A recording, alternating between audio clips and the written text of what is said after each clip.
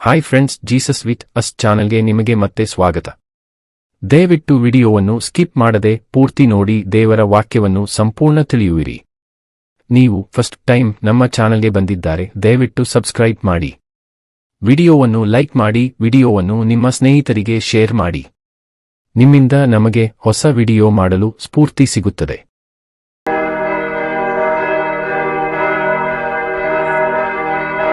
ಜ್ಞಾನೋಕ್ತಿಗಳು ಅಧ್ಯಾಯ 23.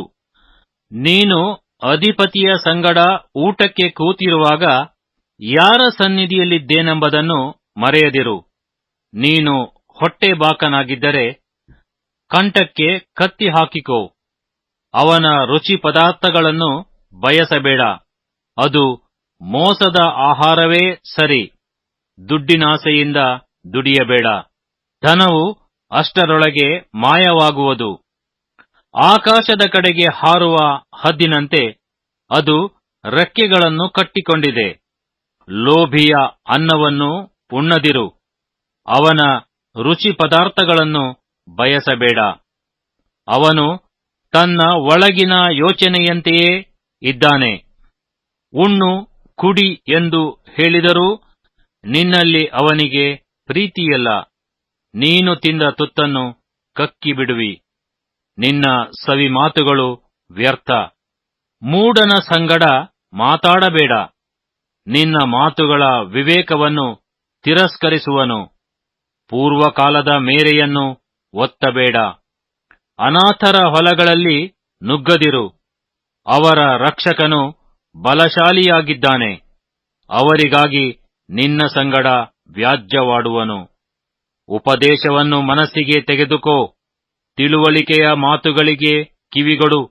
ಹುಡುಗನ ಶಿಕ್ಷೆಗೆ ಹಿಂತೆಗೆಯಬೇಡ, ಬೆತ್ತದ ಏಟಿಗೆ ಸಾಯನು. ಬೆತ್ತದಿಂದ ಹೊಡೆ, ಅವನ ಆತ್ಮವನ್ನು ಪಾತಾಳಕ್ಕೆ ಬೀಳದಂತೆ ಕಾಪಾಡು.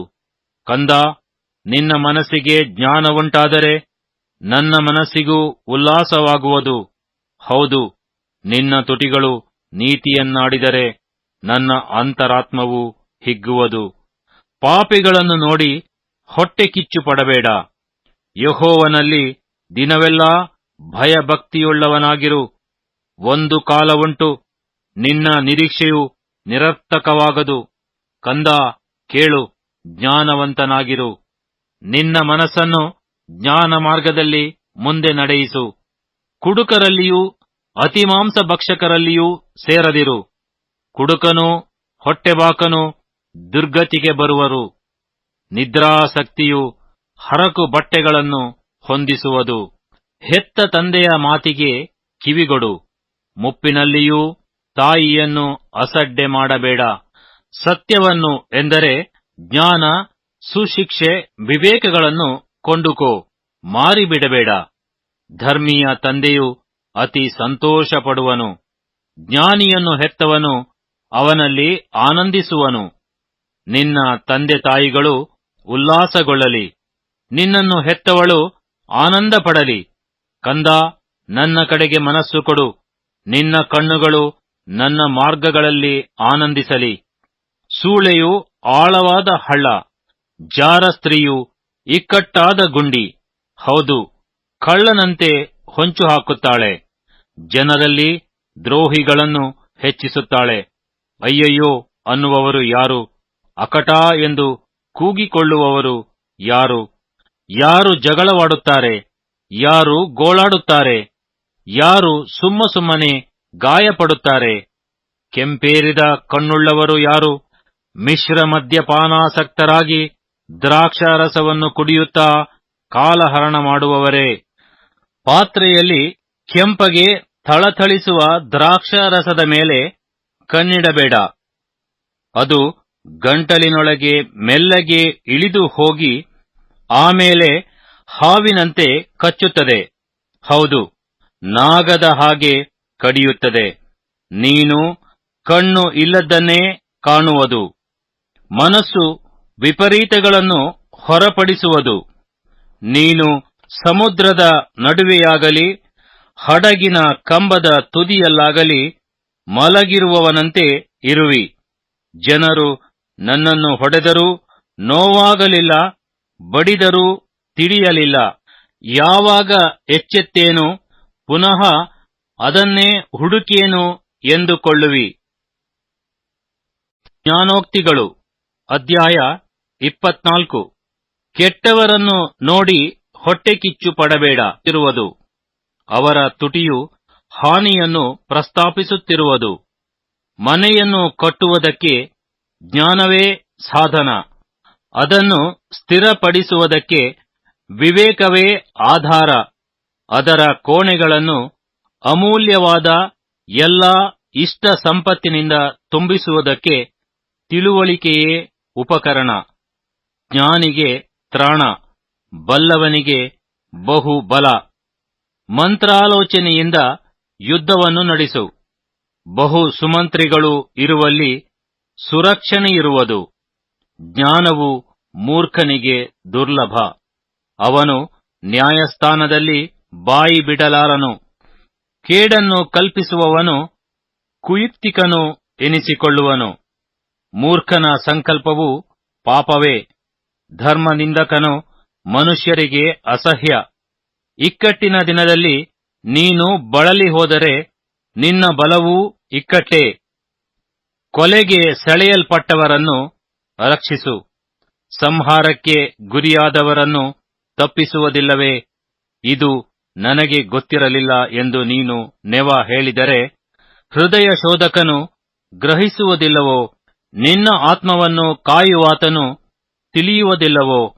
ಪ್ರತಿಯೊಬ್ಬನ ಕರ್ಮಕ್ಕೆ ಪ್ರತಿಫಲವನ್ನು ಕೊಡದೆ ಬಿಟ್ಟಾನೆ.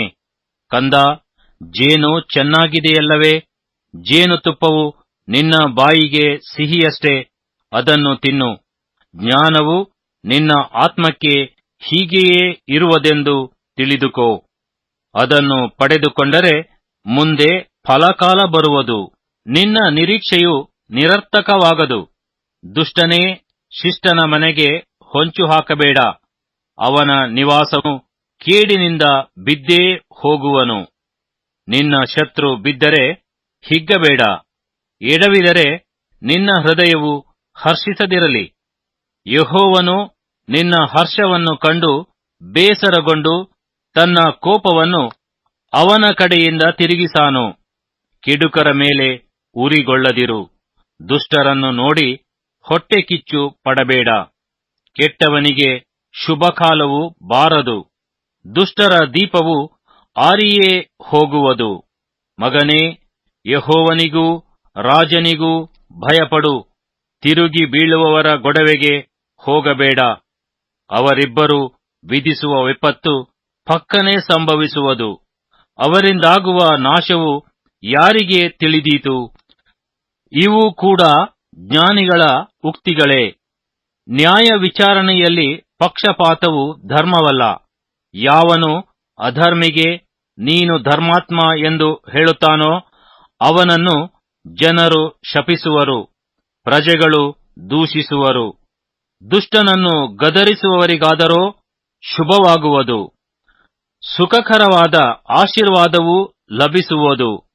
ಯಥಾರ್ಥವಾದ ಉತ್ತರವು ತುಟಿಗೆ ಮದ್ದು. ನಿನ್ನ ಕೆಲಸದ ಸಾಮಾನುಗಳನ್ನು ಸುತ್ತಲೂ ಅಣಿಮಾಡು, ನಿವೇಶನದಲ್ಲಿ ಸಿದ್ಧಪಡಿಸು. ಆಮೇಲೆ ನಿನ್ನ ಮನೆಯನ್ನು ಕಟ್ಟು. ಕಾರಣವಿಲ್ಲದೆ ನೆರೆಯವನಿಗೆ ವಿರುದ್ಧವಾಗಿ ಸಾಕ್ಷಿ ಹೇಳಬೇಡ. ಮಾತಿನಿಂದ ಮೋಸ ಮಾಡುವಿಯಾ? ಅವನು ನನಗೆ ಮಾಡಿದಂತೆ ನಾನೂ ಅವನಿಗೆ ಮಾಡುವೆನು, ಅವನು ಮಾಡಿದ್ದಕ್ಕೆ ಸರಿಯಾಗಿ ಮುಯ್ಯಿ ತೀರಿಸುವೆನು ಅಂದುಕೊಳ್ಳಬೇಡ. ಸೋಮಾರಿಯ ಹೊಲದ ಮೇಲೆಯೂ ಬುದ್ಧಿಹೀನನ ತೋಟದ ಮೇಲೆಯೂ ಹಾದು ಹೋದೆನು. ಆಹಾ, ಮುಳ್ಳುಗಿಡಗಳು ಅದರಲ್ಲಿ ಹರಡಿಕೊಂಡಿದ್ದವು, ಕಳೆಗಳು ಅದನ್ನು ಮುಚ್ಚಿದ್ದವು. ಅದರ ಕಲ್ಲಿನ ಗೋಡೆಯು ಹಾಳಾಗಿತ್ತು. ಆಗ ನಾನು ನೋಡಿ ಮನಸ್ಸಿಟ್ಟೆನು, ದೃಷ್ಟಿಸಿ ಶಿಕ್ಷಿತನಾದೆನು. ಇನ್ನು ಸ್ವಲ್ಪ ನಿದ್ದೆ, ಇನ್ನು ತುಸ ತೂಕಡಿಕೆ, ಇನ್ನೂ ಕೊಂಚ ನಿದ್ದೆಗಾಗಿ ಕೈ ಮುದುರಿಕೊಳ್ಳುವೆ ಅಂದುಕೊಳ್ಳುವಿಯಾ? ಬಡತನವು ದಾರಿಗಳ್ಳನ ಹಾಗೂ ಕೊರತೆಯು ಪಂಜುಗಳ್ಳನಂತೆಯೂ ನಿನ್ನ ಮೇಲೆ ಬೀಳುವವು.